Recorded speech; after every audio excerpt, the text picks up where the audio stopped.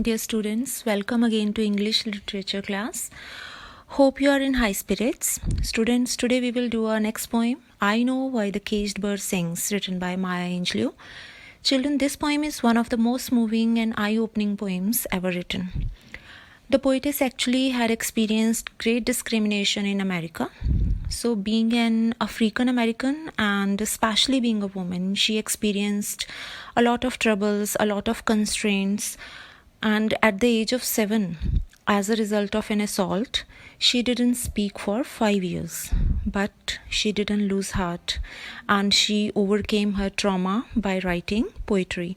So through her poetry, children, she got the recovery of her voice, which in turn signaled the success of her healing process.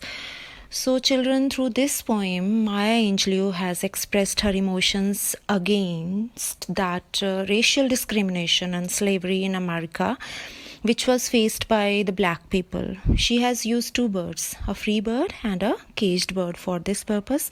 Free bird, it is used as a metaphor for the white race and white people and their domination over the black. And she used the caged bird, it is used as a metaphor for the black people to tell their condition, that how they are living in confinement in prison in America, and how they are denied the right to vote. Even they can't organize a meeting or a get together just because their skin color, it is different from the white people. So owing to their black color, children, they are not allowed to use the same transport, same public toilets, or to study in the same schools just as like the white people do. So the poetess has told her actually pain through this poem. This poem is having 6 stanzas, but there is no particular rhyme scheme.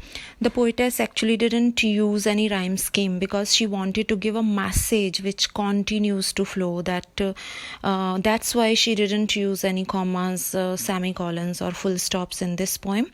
So children, in this poem, the 6th stanza of this poem, it is the repetition of the 3rd stanza.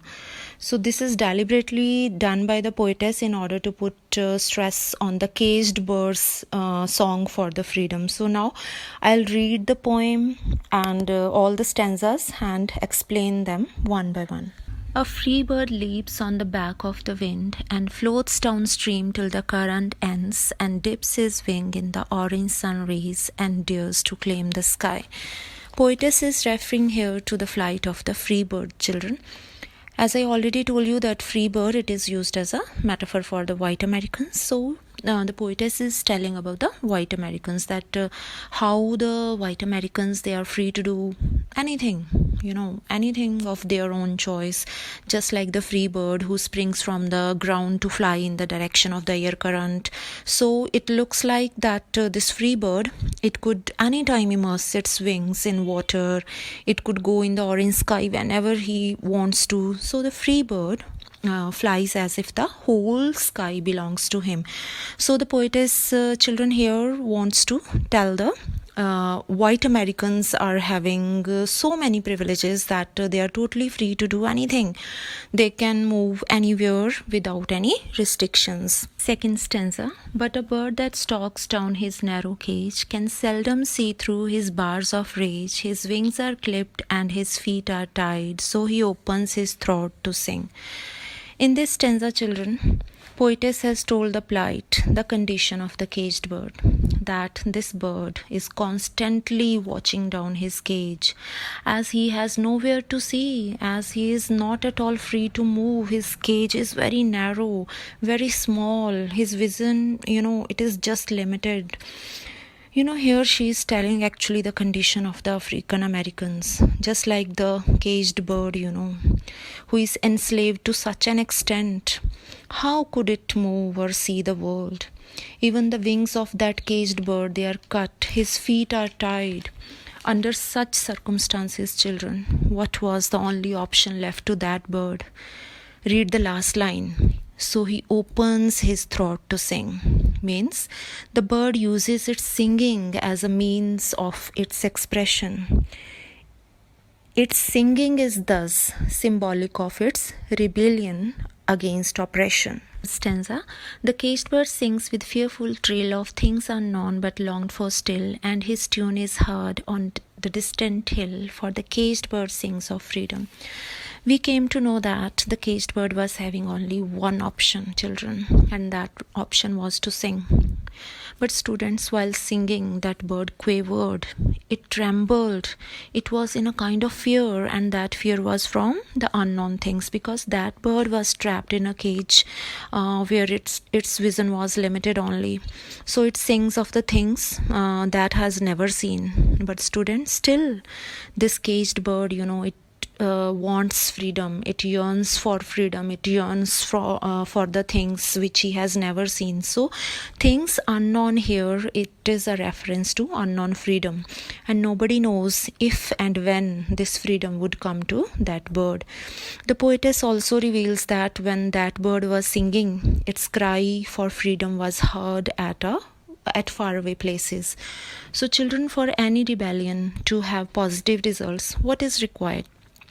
The requirement is time, means the voice of that rebellion would reach to the authorities. Only then the justice would be meted out. So children, anybody can tie one's feet, legs, arms, but nobody can suppress one's emotions. Nobody can suppress one's emotions. So if ever one could be given a chance, one would speak out for one's rights, just like the caged bird. Fourth stanza. The free bird thinks of another breeze, and the trade wind soft through the sighing trees, and the fat worms waiting on a dawn bright lawn, and he names the sky his own. See here, children, the free bird, after taking rest, again it is thinking of another flight. Another breeze here refers to more freedom, which this free bird actually selfishly wishes for. Just like the free bird, the white people, they always had freedom, but they were never satisfied with it, and they always wanted more. Trade winds mean the strong winds, and sighing tree, it means the sounds produced by the leaves of the trees when the strong winds blow. So the poetess here is telling the free bird has all the freedom to choose its own food. This expression actually signifies how every opportunity was available for the white people just on a platter. And this stanza is contrast to the condition of the black people in America, who were never given freedom to choose what they wanted. Fifth stanza. But a caged bird stands on the grave of the dreams.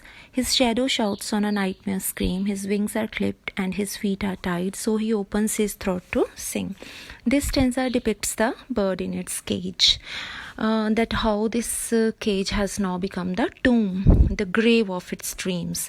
Means the bird's cage is the place where it has been trapped, and it is here in this very cage actually that all its wishes, its ambitions, its aspirations, they lie buried.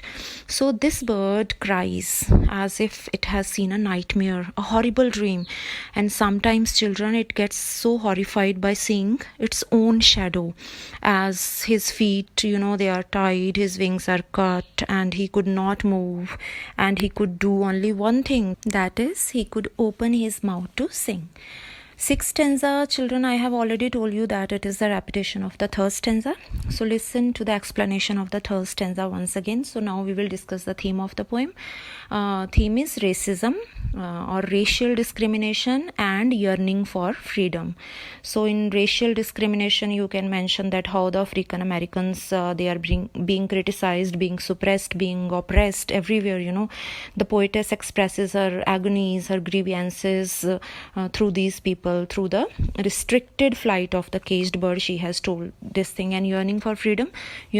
Freedom is loved by all, and how everyone, either it is a bird, animal, or human being, everybody wants freedom, and how the loss of freedom resulted in mental agony and physical pain for the caged bird, right? So learn the theme from your workbook. It is already given there.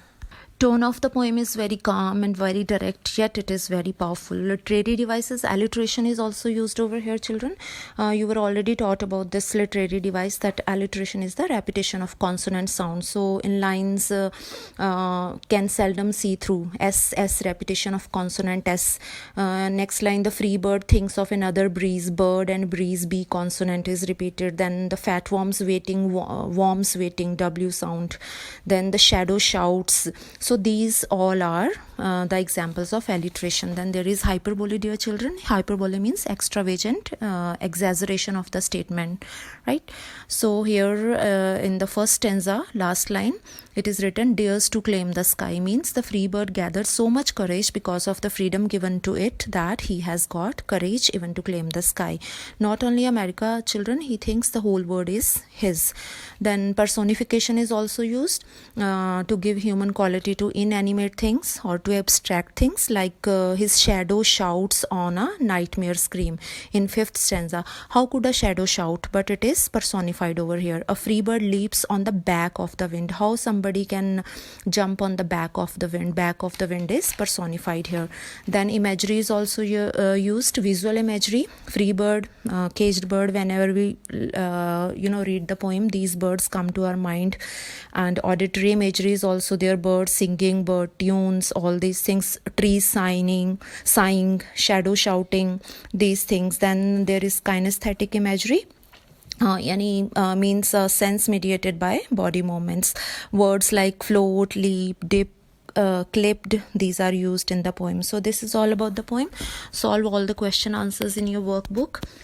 Each of your question will be answered if you will listen to and see this video with utmost attention. Thank you so much, dear children. Stay happy, safe and blessed.